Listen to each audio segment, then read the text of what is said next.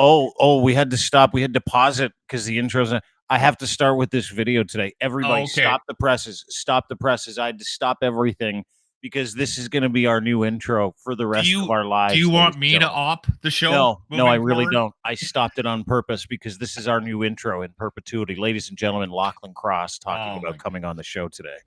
Here we go. Yesterday, I was let go by Cruz. That's not a joke, not an early April Fool's Day prank. It's real. I promised a announcement today. I wonder what it means to be let go on leap year. Anyway, the announcement is I'm going to be on the Dean Blundell podcast on Monday. I have been a regular contributor to his podcast over, the last couple of years. He refers to it as my unpaid internship with Cruz Media, and Dean is gracious enough to allow me to continue that with him. So I'm going to be on Monday, and I don't want to sit in a negative place. So I kind of want to do one show, talk about it, get it off my chest, and then move on. So anyway, Cruz Media, you can go to their webpage, criermedia.co, for any of the links. But you can also find the Dean Blundell Show podcast on any podcast place, Apple, Spotify. I'll put it up on my Locker Room YouTube page as well. All right. I'm going to take the weekend off. We'll chat next week. And thank you for all the messages. I've been overwhelmed. At about beer 4 yesterday, I had to stop responding. But I'll try to get back to everybody. All right. Talk to you soon. There we go. Now we can officially start the program. Okay, there we go. There we go.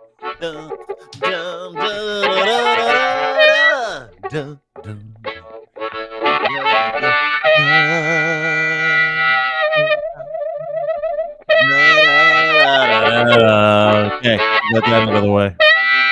Welcome to the program, now featuring more of us, as Lochlin Cross has been forced into the digital world like the rest of the free universe. Welcome to the program. My name is Dean. Joining me on this program, as always, and in perpetuity now, my new intern, we call him the man-turn, Lochlin Cross, who, as you just heard, is no longer employed as a radio host at 957 Cruz FM in Edmonton. You announced that this weekend. How are you, buddy? How are you doing? I'm good, and I'm surprising the people in my life about how good I am, if we're being honest, because, we'll get into it. That's why I asked. Yeah. I'm interviewing you today, so this is not a co-host sitch. This is Dean interviewing his friend Lochlin, because Lochlin is the latest casualty in the war against success in traditional media. So I want to know how you're doing. I'm doing okay. I am. The initial shock is worn off, and I'll be honest with you. I've known this was coming, and this is not a joke. I met my new boss about 3 months ago on a Zoom call. Got a vibe. And I came home and I told my wife I'm going to get fired. Yeah. And listen, a lot of people might hear that and go, well, you did it to yourself. And Dean, you know me well enough to know that I was doing everything that I could to figure out what I needed to do to change their mind about that. But I was pretty certain and I was doing it not only for myself, but also for the team. Yeah. For the locker room. And I think Jimmy. And I think, it's interesting because everybody is aware, especially in Edmonton, Alberta, legacy morning show, 9 years at Cruz FM. Excuse me. A little cough, a little sympathy cough. Yeah, I'm good. Coffee down the wrong hole.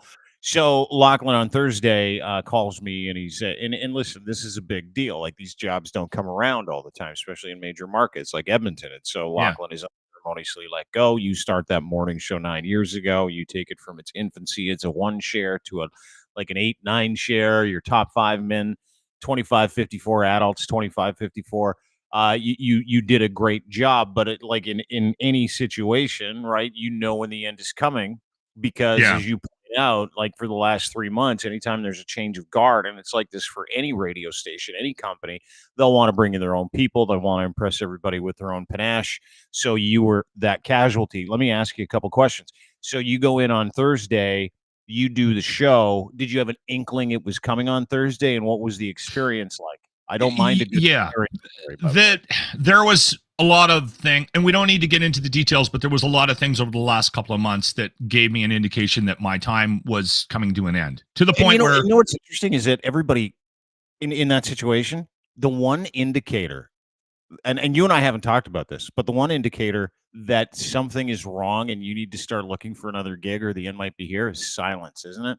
Nobody wants to talk to you. Yeah, I had done a decent job of sort of keeping a bubble around the show anyway. Yeah. So we were fairly functional without a lot of interaction, right? And radio has gotten to a point, Dean, you haven't been doing this for a long time. There is the consolidation and the marginalization of this industry. There's like one boss for 4 or 5 radio stations. So you have to learn to live in an environment of a lack of communication because they're too busy. The upper management, the gatekeepers are way too busy. So for me, the silence wasn't it. It was a number of other things. And again, we don't need to get into it, but I literally had everything that was mine out of the building.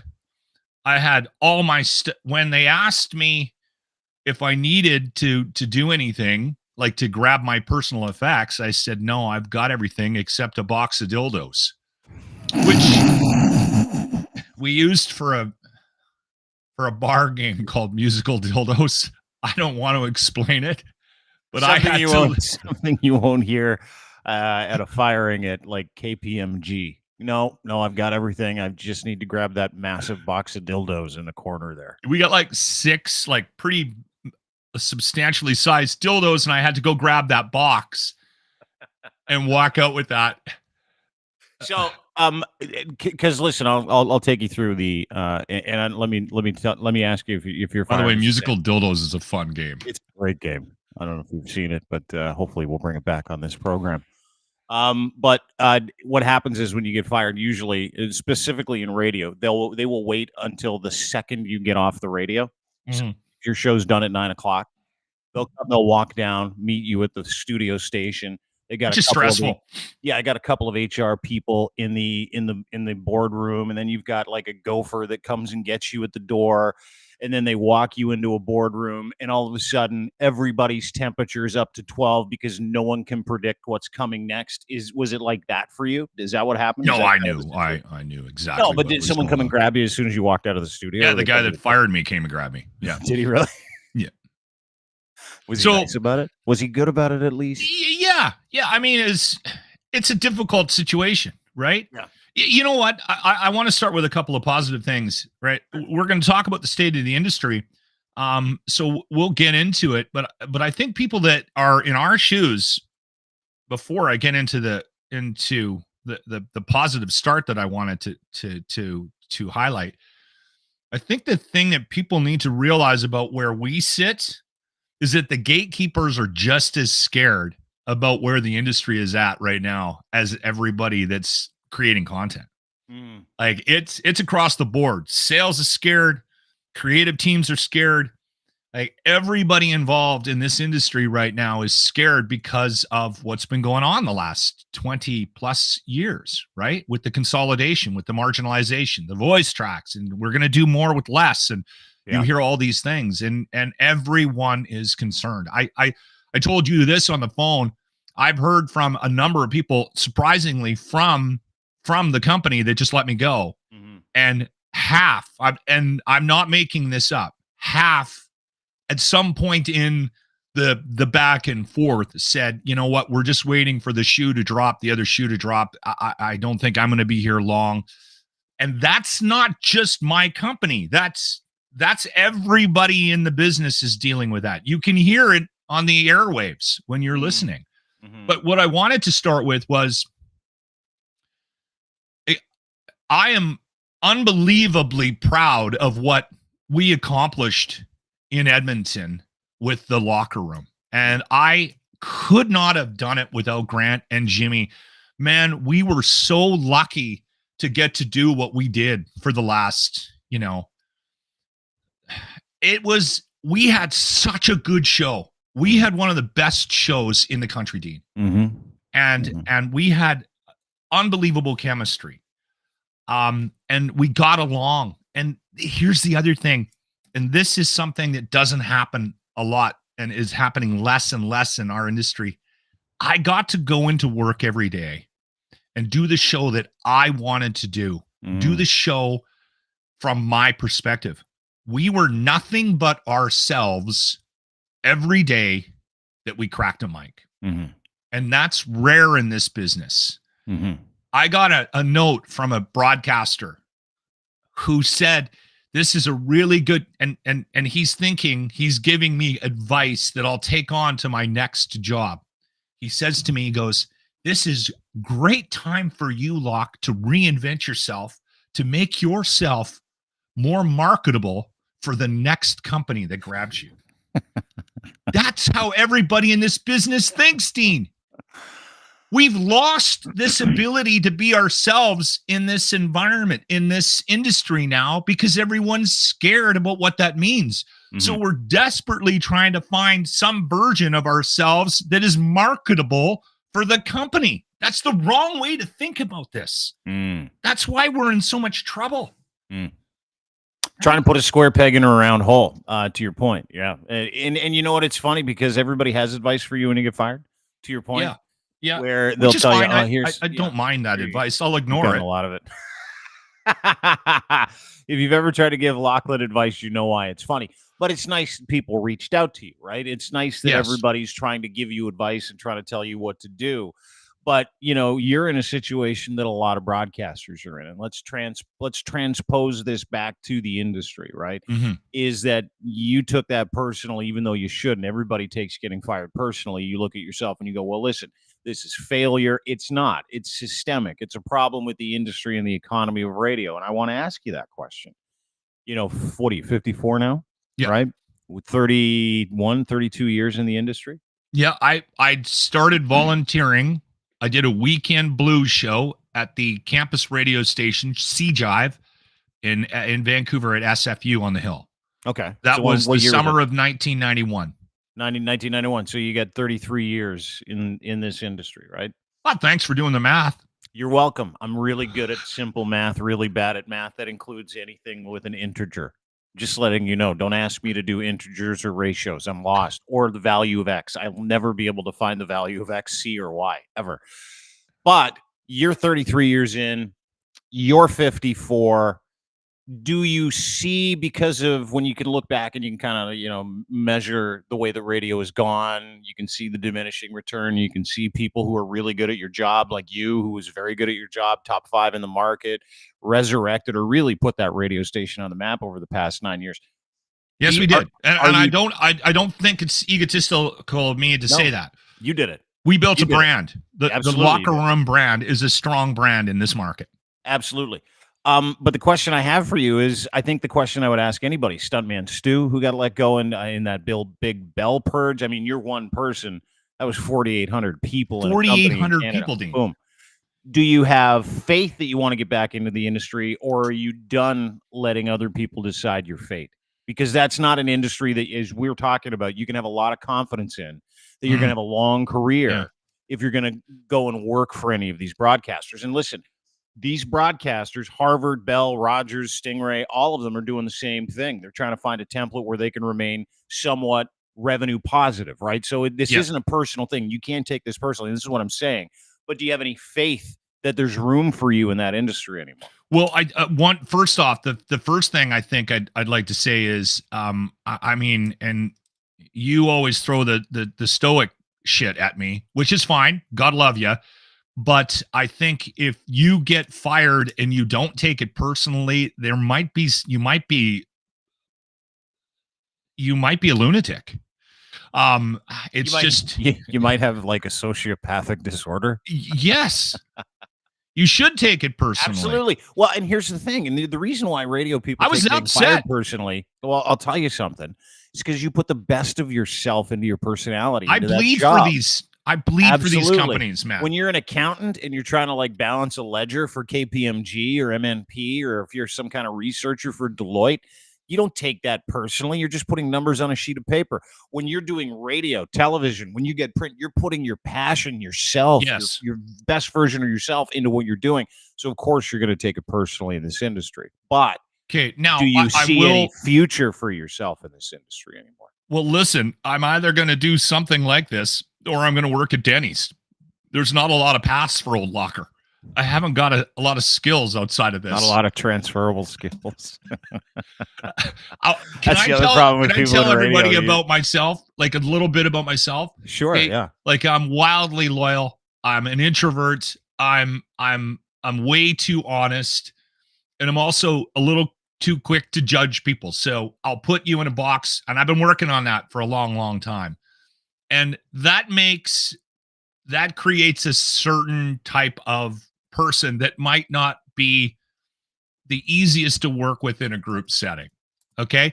And I was very lucky in my career, if I'm being honest, because I was kind of isolated and I did it to myself. I'm self-aware enough to realize that I am part of the problem. I'm not blaming all of the things that happened to me in my career on everybody else.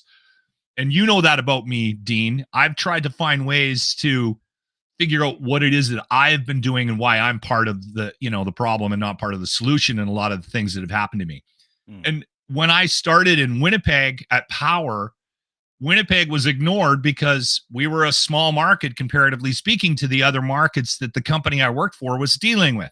Then I came to the Bear and I was wildly ignored because there were so many issues with the morning show at the time, right? So they were hyper focused on trying to get that thing was coming to the end of its runway. And they just sort of let me do what I did. And then here at Cruz, similar situation. Because of the environment, because of what this company has been going through in the last 9-10 years, we were largely ignored. Everything we did and accomplished was us. They threw a couple of bucks at us for contesting and for marketing, but largely what we built, we did on our own. And I benefited from that. Right. Mm-hmm. And so when you're asking me about whether or not I think I'll get back into the industry, I don't know. I'm going to be very particular about the next steps, the next decision that I make, because I'm used to that environment. Is that fair? Yeah. Oh, totally fair. I mean, listen, when you leave that industry, specifically if you're good at that job, and you watch the economy around that job kind of crumble, and like you say, you're trying to put a bubble over the show, not pay attention to the economy of radio, the diminishing return, the anxiety. We treated our own show like our own radio station. As you should, right? Like everybody else did. And you should do that. You shouldn't be doing a job for your program director. You shouldn't be doing a job for your boss. You should be doing the very best job you can do to stay employed, which for the listeners. Right. Which you did, which is why you had a very highly rated, very successful morning show. Really the only good rock and roll radio show left in this country, if you ask me. So when you look at that and you think to yourself, because this is how I look at it, and that's why I'm asking this question, is I look at the preventative nature of that business now. You said you got to do a show that was your show, that was you, intensely the people on the show. The way that radio is gone is now it is becoming a liner-driven business, meaning you have to be able to give the information the radio station wants you to be able to give and not step outside that. The days of people co-opting a personality, saying, we want you to be the very best version of yourself. We want you to do that here for us. We'll collect all the ratings and the money, and you just go do a great job. Those days are over. That's the culture that you're talking about that was a lot of fun. And if you can repeat that environment somewhere else, God bless you. I think you might be able to do it in the United States. But I truly believe this to be true. And this is why I asked you the question, is that in Canada, they're not looking for people who are really good at radio. They're looking for placeholders. They're looking for someone to be able to they can trust to be able to do a decent job, someone that will just deliver the things that the radio station and the company that owns the radio station wants you to do, whether it be cell phone liners or cable, to get more shock hit, whatever the deal is. They want you to do those things. So they've realized that radio is what it is, which is a diminishing asset. So when you are in the business, as you were up until Thursday, and you can see all that around you, and you've got an opportunity to make an exit and do your own thing, should someone else call you and say, hey, listen, put your faith in us, we're going to be fine, does that give you pause at this point of your career at 54? Pause. Well, I've already had. I don't know if I'm going to put my. I've already had a couple of job offers. Yeah, I know. That's why I'm asking. I don't know. I got to think about it. I really do, and I'm going to take some time before I make a decision. Because listen, the industry itself is sick. It's not the companies. It's the people in that industry. Let's dig into that.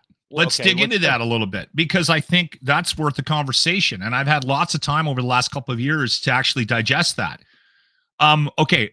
First off, there are exceptions to the rule. I don't think the entire industry is what we just said it was. I want to say that out loud. And I also think in this country, but I also think there are people out there that give a crap about this business, and they actually go into work every day to try to actually put it on a decent show. They're not going into work every day to just read liners. But I will say this, you got to be it, man. If you're doing if you're doing 6 markets, you're doing voice tracks, I don't know how you get excited about that. I don't know how you find a way to engage an audience if that's your gig every day. So the industry is in trouble for a variety of reasons. Okay. So, and again, we talked about the consolidation, the marginalization, the voice tracks, the program directors doing 4 radio stations, getting rid of leadership. So they've done it to themselves, right? In an attempt, because the big companies that bought up all these smaller companies and became these behemoths were doing it for assets. So, and they were doing it to milk as much money as they possibly could out of it. Yeah, take for free advertising. Yeah, absolutely. So over that time, what ended up happening is ratings and revenue kept going down. Now, that wasn't the sole reason for it. The industry has also been segmented. There's a lot more things for ears and eyeballs to gravitate towards. So the money is also like shit like this. Yeah. So the money has also been spread out. And then AdSense, Meta. Yeah. So add insult to injury, they're also firing a lot of these content creators that are pulling eyes and ears away from traditional radio. And I think traditional radio and traditional media as a whole has done a lot of damage to its reputation. So you got people now that are just listeners, just consumers seeking out alternatives. So we're in this really bad cycle. Mm-hmm. And if you're in the business, the companies are all following this major like the major company template of slash and burn. Yeah, so everyone's profitability, right? The goal is to cut the profitability, get those margins up for something. Yeah, and for a sale or whatever. It doesn't matter what it is. Yeah. And so the people that you have left working in the business are going into work scared every day. And it's not easy listen, I've been doing it for the last 3 months.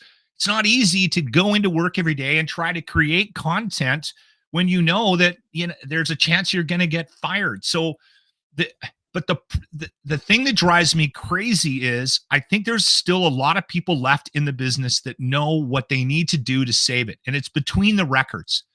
And it's creating an environment where the jocks, your content creators, the people that work in the building that are trying to free and confident to create. Yeah. Yes. And giving something for the salespeople to actually sell, right? And giving them something to get excited about. Except the problem with that is that's the harder path. If you're at the fork in the road, the easier thing is slash and burn, cut the big salaries, hope that you make some semblance of profit for whatever reason. The harder path is to create an industry, a radio station, whatever, where everyone is excited about coming into work today. And then the audience can hear it.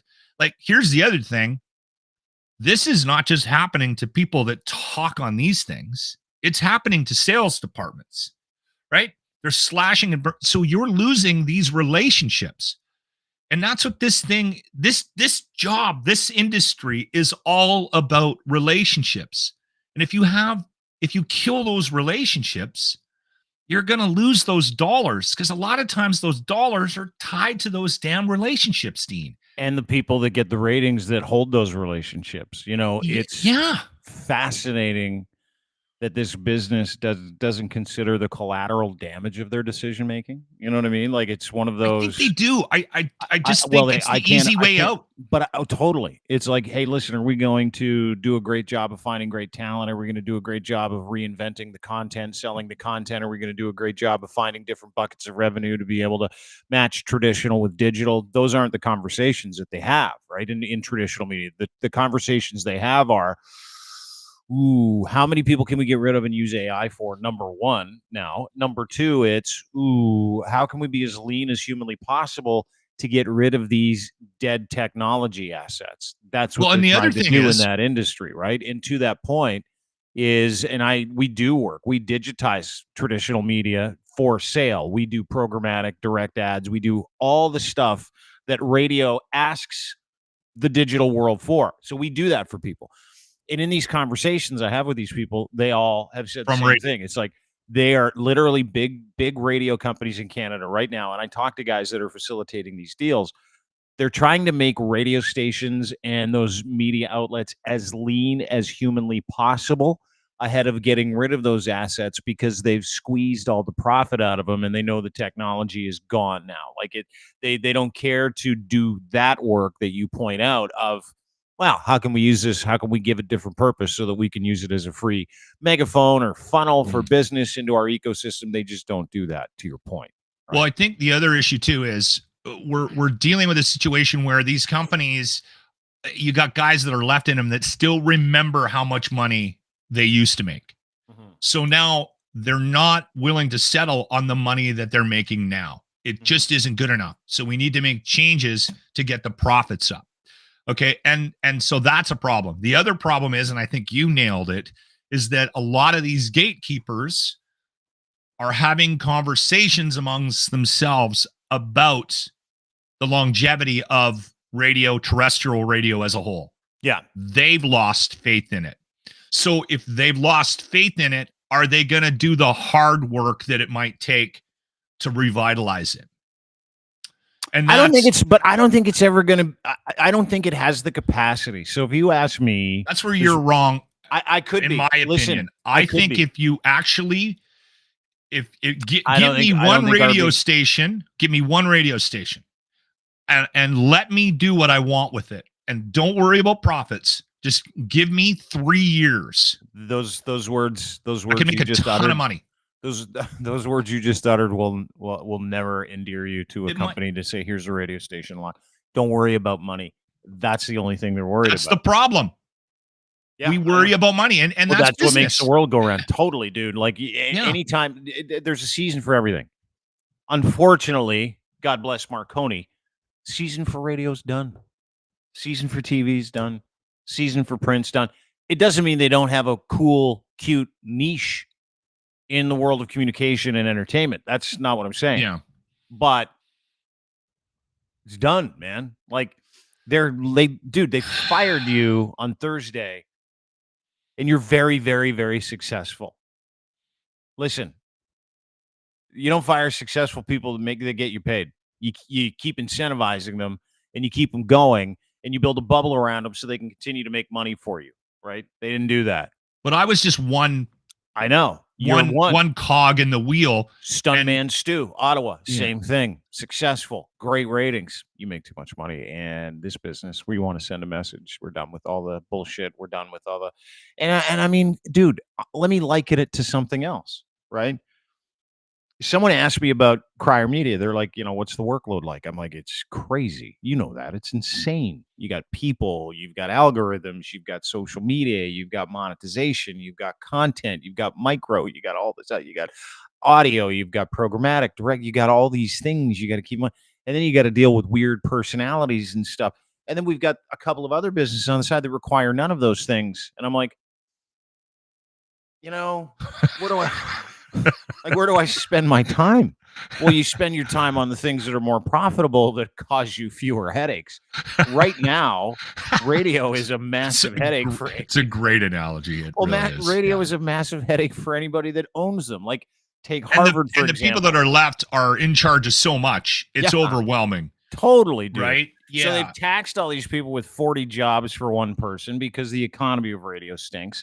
People that owned it are like, we got to get out of the business. They're not bad people. Like, Bell's a bad company. Rogers is a bad company. I don't know about that. I think they are. They're bad companies. Well, Rogers is less of a bad company than Bell. Bell is a fucking terrible company that treats people like absolute shit. And then they put up these environmental commercials. Is like, we're Bell. We like electric cars. They're like, yeah, you better put that up because you can't do anything else. And you fire people after taking money from the government to pay them, you dicks. So bottom line is that, you got variations of these companies, but what you're suffering through is what everybody's suffering through in that industry, which is on-demand content, man. They haven't decided to be part of the game. They've decided to fight against it. The wave went right over top of them, took them all out to sea, and they're all going, it's nice in here. No, it's not. It's terrible in there. It's a terrible thing to do. And so, to your point, and that's why I asked you if you do it again, it's not a healthy industry. And I don't think people should be getting involved in it if you want to have a long career where your work, like the excellence of your work, and you were excellent. You still are one of the best radio guys in this country. And I mean that from the bottom of my heart. I appreciate that. But any station would be lucky to have a guy with your panache, someone that can drive audience, someone that can get ratings, someone that can connect with a community like you do. That was the game back then. It's no longer the game. And that should tell you everything you need to know about the people that own these assets that don't want anything to do with them being successful anymore, because it's just too much work, dude. Yeah. And it's sad. It's sad. Totally sad. But in your case, Harvard is owned by a very, very wealthy family who look at the return on the broadcasting side and go, listen, for fun and influence, we'll keep a couple of these things. It makes no sense to stay in the radio game if you own bricks and mortar and licenses and you got to pay fees and the return continues to go down by 10 to 15% every year and you're watching digital go up. All these radio companies and media companies, they're all doing the same thing. Totally. They're all doing the same thing. They're all looking at the revenue coming in and they're making tough decisions. And you're right. At the top of this discussion, you said you can't take it personally, Locke, even though it's hard not to. And that's what I've been trying to do. I've been trying to separate my own feelings from this and have a look at it from where the business is right now. And I do have some advice from people for people just based on what I've gone through in my career. I got lucky. I got a call from this guy, Dean Blundell, who wanted me. Like, it's been over 2 years now, Dean. We've been doing the podcast, and you wanted me to jump on, and I did, and we had instant chemistry, and I have learned so much more about this industry, and I've become a better broadcaster because of my relationship with you and doing this podcast. We're going to do it on a more regular basis, and you've agreed to do that because you realize that I will lose my mind if I'm not doing something. So I appreciate that. I might be a bit manic. And I think that's the one piece of advice that I can give everybody is you have to explore this other medium, the other alternatives. And listen, if you're really passionate about cooking or Star Wars or whatever it is, I don't care. Find a way to create content and get it out there, because this is something too that doesn't get talked about a lot. The gatekeepers, the ones that are making these decisions, these tough decisions for these radio companies to try to squeeze any amount of profit out of these radio stations, they're aware of something and they might not vocalize it, but the audience is right there. It's right there. It's at your fingertips. Yep. Brands like The Locker Room and Lochlin Cross and Dean Blundell don't need the gatekeepers anymore to reach an audience. Mm-mm. And that's also adding to the issues of traditional media, right? Yeah, I left that part out, but to your point, and that is a great, great point. And it's wrapped up in advice, right? Which is get busy creating your own brand. Listen, Lachlan's 100% correct, everybody. And I mean that from the bottom of my heart. I'm living proof of it, so is he. is that you don't need an intermediary of an employer to be able to communicate with people, build your brand, or more importantly, do the content that you're super passionate about, Yeah. right? We have a rule at Crier Media, and that rule is we don't get in the way of your shit. I don't want to work with people because I want to tell them what to do so we can have a bunch of me. I want to work with people who are way better at their stuff than I would be. Bring And I your want passion to us. stay away from that. I Yeah. want to stay away from your passion. I want to allow you to work. I want to allow you to breathe. I want you to go and make money. We want you to go and have 12 jobs. We want you to have 15 clients. We want to help you make that money because that's good for us, right? Radio stations, media companies, they don't want what's good for you. They want what's good for their shareholders so they can pay them dividends. So you're a number on a sheet, right? Here at Crier Media, Lochlin's a human being who's got a ton of road in front of him, and he wants to do great content, and he wants to feel purpose, and he wants to have a great experience doing what he's passionate about, that he's one of the best in the country doing. I got lots of space for guys like that. Everybody should, right? Everybody should. But they don't because they're not interested in the people, and I cannot stress that enough. We're in the people business, man. That's the only way to be successful, is to grab people like this and go, come with me. We found solutions. You can give us solutions. Let's match up our skills and our effort and our desire to go out and fuel our success together. Yeah. That is this space. The other space is fuck you, fuck that, fuck this. I don't care about that. You're not important to the process. This is a dead industry. We want real money. We're not interested in giving you a paycheck. What we're really interested in is paying dividends and making sure that people that own this company get a big fat $1 million bonus each for Christmas. Again, I still think there are people out there that get how to fix it. They're just maybe not brave enough to stick their hand up and go, hey, I got an idea. I've met them. I still think there are people left in the industry that know that what's happening between the records is going to save the business. Good content. Yeah. Anyway, dude, I'm really proud of you. You had a great run. You had a great and I'm not run. I'm not unhappy about my situation. I'm not. I swear.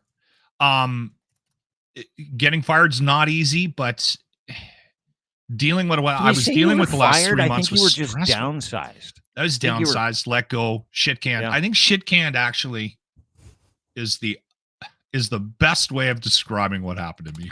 Dude, the tweet you put out, as soon as you put it out, my significant other, who is an executive, sends me a note, and she's like, that's an interesting way to thank your employer for the years of employment and endear yourself to an audience. I'm like, it's Lochlin Cross. He's never going to change. Your tweet, Cruz shit canned me today. I plan on getting drunk tonight and sleeping in. Watch for an announcement. But wait, hold on. Here's the thing.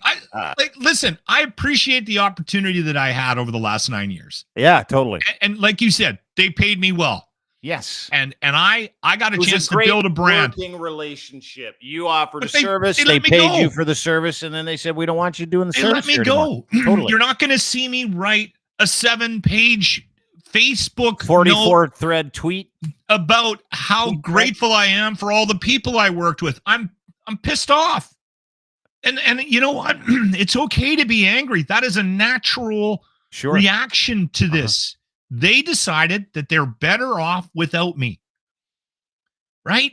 And so I'm going to move on. They're going to move on. And that is okay. And I'm not going to reinvent myself. I kind of like who I am. And I'm comfortable with the things that I've done and the career that I've had. Man, you've said it to me almost daily when I started working with you. You said, I can't believe you're still doing this. Seriously.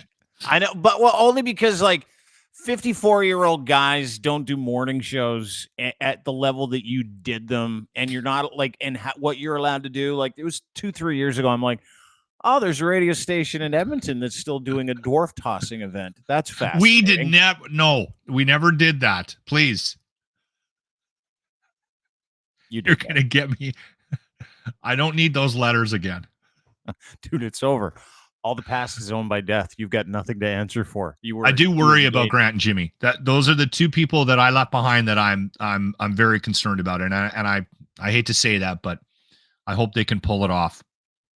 Well, if I know Grant and Jimmy, They're survivors. If I know you, you're a survivor. Listen, there's a time and a season for everything. Nothing, not any decision anybody can make for your life can take away the success that you had, the human being that you are, the father that you are, the friend that you are.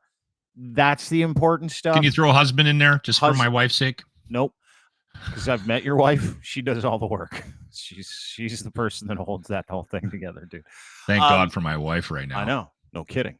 She's got a good gig. She's fucking terra firma. She's awesome. This is, again, in these moments, and I want to encourage everybody to think like this. This is some stoicism. I'm going to throw it at you. You're going to like it. You're going to take it. No, it's annoying, eat it. But it is not annoying. You need to do it. In times like this, you get a real grateful appreciation for your wife, for the people that love you, for your friends. And the people around you, right, that support you. Yeah, and that's the indicator of the person you are, not some dude coming to grab you when you're off your show who has the collective radio experience of a 7-year-old, not some guy that says you don't work into his plans, who has not been in radio for the last 20 years and used to be a club DJ. And it doesn't matter who that person is, where that person is, why that person is. It's not a guy at Bell who decides that Lisa LaFlamme, her hair was too gray. I liked that hair. I love it. I thought it was hot. I thought she looked awesome. It's not someone who comes up to you and says, "Hey, listen, I've got a bright idea," and you're not in my bright idea. You're not in control of other people's bright ideas and their own excellence in their own mind and how they justify their jobs to other people. But it will affect you every time you put your future in somebody else's hands. So to Lochlin's point, get super, super, super, super, super busy doing something for you, by you, that you can present to people and not give a shit about anything else. Nothing else matters other than the gift that you give yourself to give other people when it comes to the content that you do, right? You don't want anybody in between you and your content. Not a radio company, not a TV company, not a print company, not an agency. You want to be able to give your agency to yourself all the time. The second you work for somebody else, you give them your agency. You start working to please them. Please your audience. Advocate on the side of your audience. Create a community and continue to serve that community with what you're passionate about. To Lochlin's point, he's in yoga. I've been trying to get him to do a yoga series for a long time. He's not a radio guy. He's the best version of himself today, and everybody else should be thinking like that too. That's what I wanted to say. And I'm glad I got the box of dildos out of there. Yeah, it's tough to replace, right? And when you go buy 6 dildos like in one sitting, people will ask questions. It's like $500-$600. They're $100 for a dildo. I don't really want to talk about why I know so much about how much dildos cost. Well, because you played musical dildos and you bought a lot of dildos for musical dildos on your radio show. That's why. They're like $70, $80, $90. Like for a dildo? The bigger ones. Yeah. For the bigger ones. The ones with veins are more expensive. And then we had to buy lube, right? Because we wanted them to be slippery when people went to grab for them. Oh, those are the days, huh? Musical dildos and dwarf tossing. Game over. Listen, we never tossed Jimmy. You 100% did. Dude, there's going to be a time I will not admit to that. Radio stories are the best. Like back when you did, I remember we did this. And you're like, oh my God, I can't believe you did that. There are things. And if we did, he agreed to it. And we put mattresses down. It does.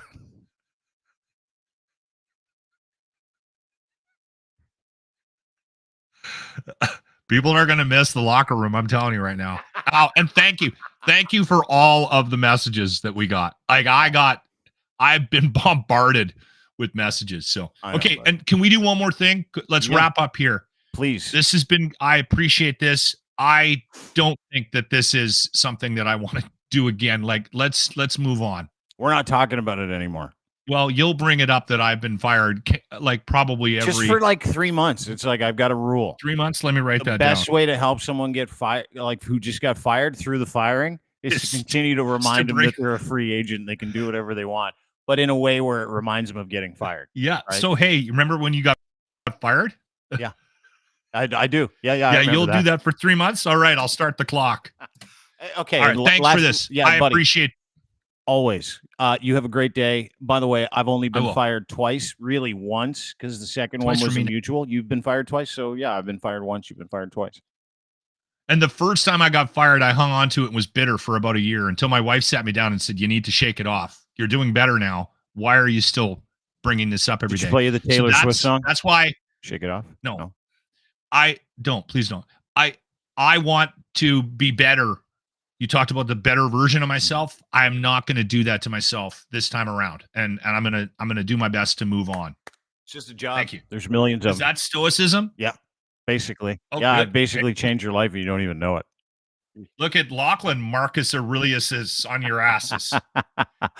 Lochlin Cross, you can find him on Twitter. Get a hold of him. If you are someone who appreciated what he did at the locker room, at Lochlin Cross on Twitter, you can find him on Facebook as well. And you can find him here at Crier You want Media. me to come to your bar or your event and play musical dildos? Let me know. Yeah, he's good. He's good like that. $250 a night, cash, all cash, or e-transfer. And it doesn't matter.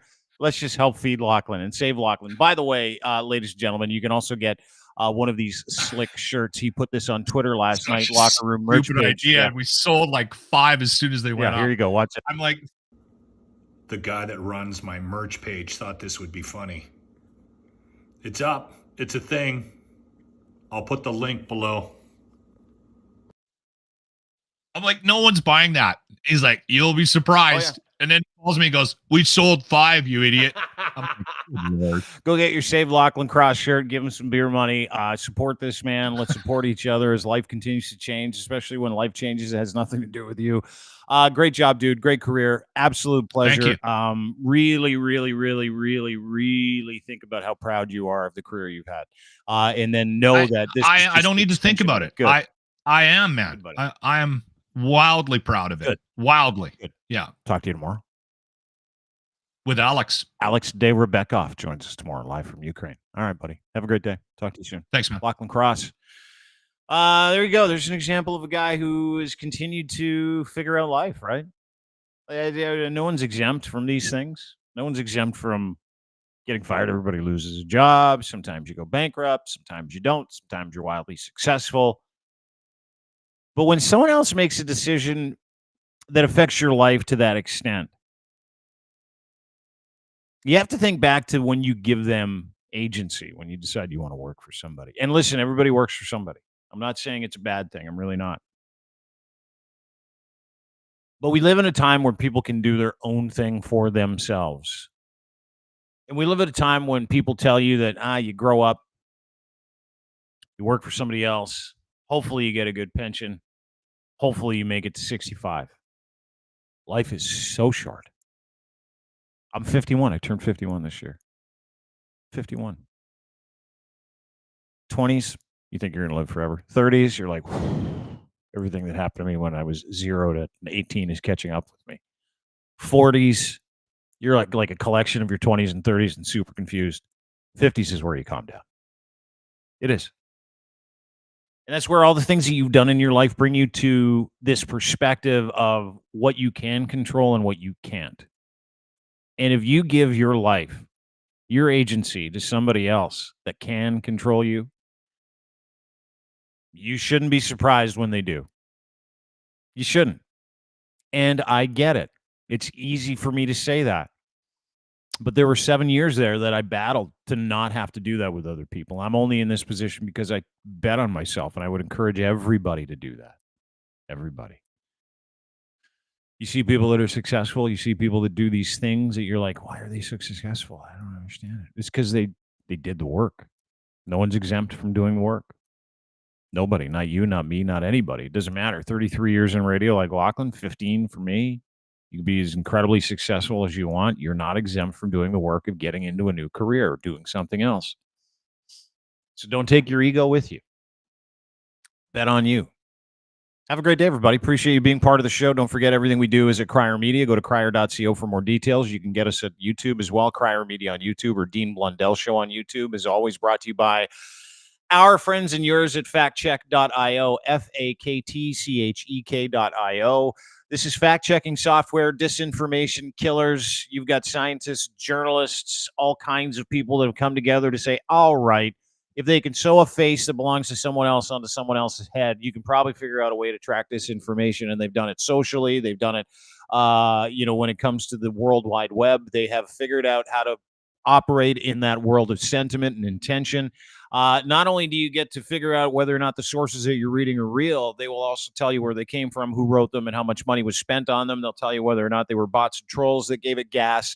They'll tell you whether it's organic or inorganic, and then they'll offer you other solutions so that you can actually be informed, and then you can turn around and you can share that information with the world so you can look super smart. Go to factcheck.io. If you would like to join their beta testing team, you can do that now. FAKTCHEK.io. Beta test their program, become part of their beta testing team, and you yourself could be a verified fact checker. Get in before everybody else does. Get real information so that you can share it with other people too. Go to factcheck.io for more details. Factcheck.io. FAKTCHEK.io.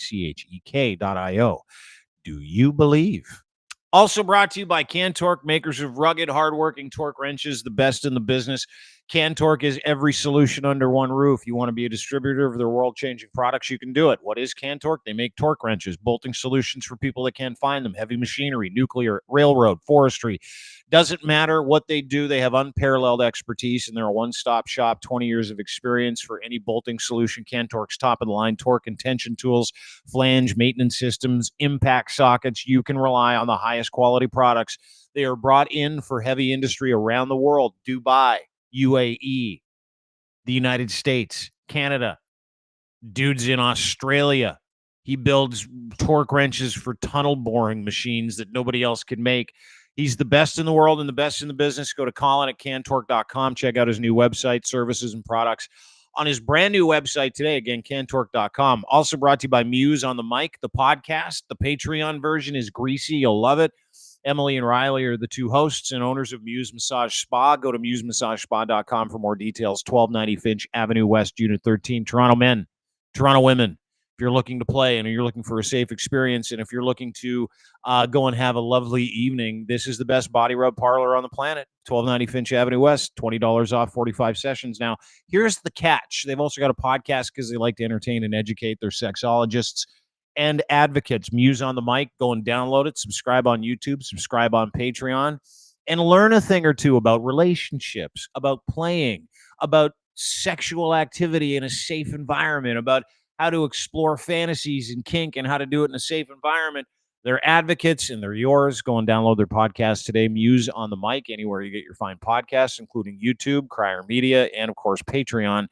And we're brought to you by Gitch, engineered for any level of performance as well as everyday life. Gitch underwear for men, boxer briefs, pouch in the front, top prospects.